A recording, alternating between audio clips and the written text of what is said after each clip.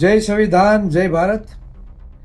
આજે જે ન્યૂઝ મળ્યા તે બાબતે આ કોળી સમાજની આંખો ખુલે તે માટે એક સંદેશ આપવાનો છે.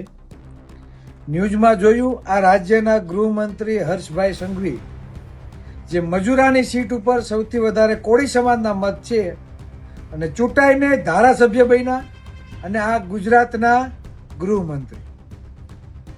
આજે તેઓ પાટીદાર સમાજના આગેવાન નરેશભાઈ પટેલના ઘરે તેમણે રૂબરૂ મુલાકાત કરી.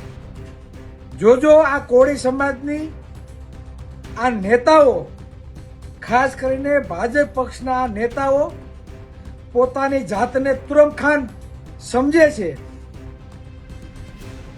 કે કોળીના દીકરાને મારી મારીને તોડી નાખે, બહેનો દીકરીને ઢોર માર મારવામાં આવે, ખોટા ગુના દાખલ કરવામાં આવે.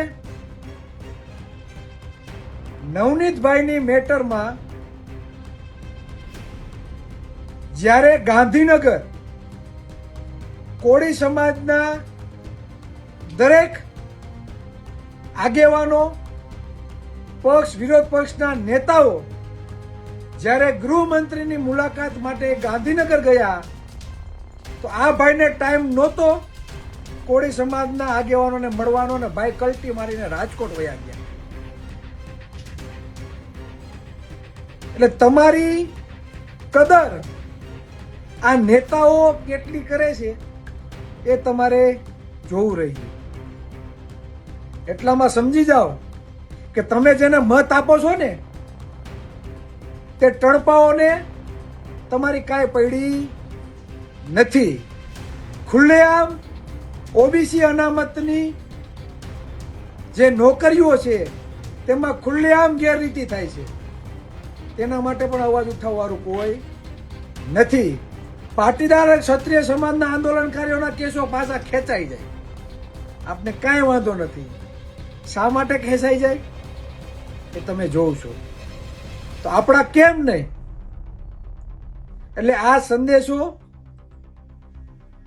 આ ગુજરાતમાં સૌથી વધુ વસ્તી ધરાવનાર આ કોળી અને ઠાકોર સમાજને છે કે તમે જેના ઉપર ભરોસો દાખવો છો એ સરકાર એક પ્રાઇવેટ કંપની છે જેના માલિકો બીજા છે અને ચોક્કસ સમુદાયના વિકાસ માટેની વ્યવસ્થા થાય છે.